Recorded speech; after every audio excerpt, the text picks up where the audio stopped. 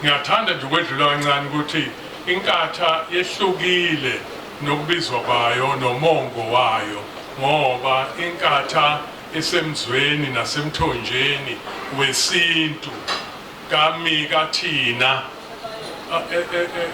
emongweni owazi ukuthi njengoba ekhuluma nje uCanon, umuntu uyahamba welula isandla engacelile.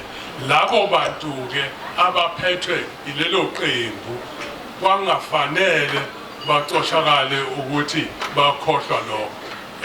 Eminye amanye amaqembu abizwa ngamagama ukuthi kufiswa abenjani kuyiwa phambili, kodwa leli liqanjwe ngenkatha, into eyenzelwa ukuthi umuthwele umthwalo uthwaleke, into eyenzela ukuthi uma uqinisa ikhaya wakha into esathabanekile lekhaya lesibongo, uthatha izinto eziningi ezithile uyithaka lapha bese wazi ukuthi lesi isibopho sethu, yinto esihlanganisayo, yinto eyenza ukuthi uma senenza into ungenzi into ongayifundanga niguqe phambi kwayo.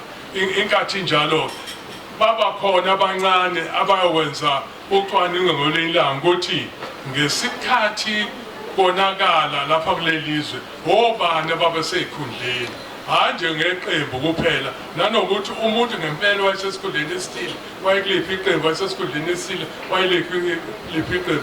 Thina siyaziqhenya ngembiko ekhona ukuthi namanje ama-VP kuthiwa iwona abahlonishwa kuzwelonke, abakhetha ugadwa iwona. Lama VP kwathiwa ngapha kwathiwa wahlolwa kabusha, ahlolwa aphasa ngabalengisi.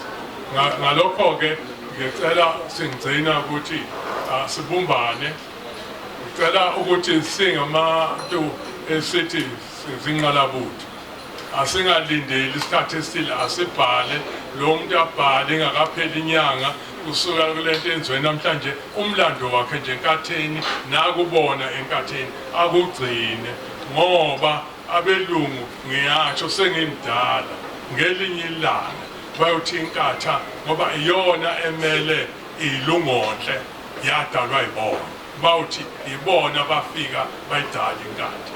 Kufanele ube khona umlando wey'ngane zethu ezizothi nikhulume khona inkatha yadalwa umntwana wakwaPhendengene eyamise ensikeni nasemzweni wobuntu. Thina singena lapha sasingazi ukuthi kufanele uba ngikhundla, ngoba isikhundla kwaZulu asibaba. Kusuka amadoda ayendodeni ethile athi sicela wenza ukuthi, athi awu anisabhekanga kahle abantu abami, dlulelani kubani. Ziyadluliswa iy'khundla ngesizulu, azibalwa, kodwa-ke ngesilungu ziyabalwa. Sengiphetha enye into eyenza ukuthi inkatha izondeke ngempela inselelo okuthile. Umuntu wase-Afrika sekwahamba kwafika lapho engakholwa khona ukuthi into enomuntu onsundu neqalo yomuntu onsundu. Size sazi ukuthi mase sikhuluma nezinye izizwe ziyahawuka, azikholwa ukuthi uNkulunkulu wasipha lokhu asiphe khona. Imfundo yethu siyinkatha, asithandaze sizame ukwenzela umehluko. Ayikho indaba ukuthi singathi siney'fundiswa sinabantu ukuthi iminyaka izibe 10 sifundisa zona lezo fundo esekhiqize abantu bahlala emakhaya iminyaka 7 ne10 bengaqoshi umsebenzi, kodwa njengoba bengena njengoba bebanga ikhundla nje bayafunda zona lezo fundo. Abafundi izifundo ezobenza ukuthi babe ngcono sombululeke inkinga, basafunda zona lezo fundo esey'felisa abanye zaduvisa abanye. Sengcina inkathi yabazisa ubukhosi, inkathi yabazisa ubuntu, inkathi yakwazisa ukuhlonipha, kodwa inkathi ayisukume manje ibheke emakhaya. Abantu balindele umuntu avune bavuna ukudla kwakhe bengakutshalanga.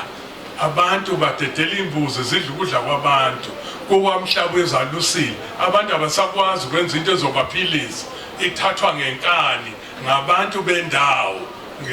Ngisimangalo sami lesi, ngiyakhala kakhulu. Sengimdala ngithi uphi lo yaZulu, buphi lo babuntu esikhuluma ngabo.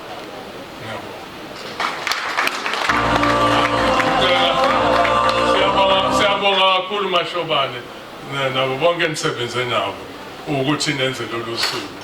Ngeke sinidumaze, sizosondela kini ngobuhle. Amen.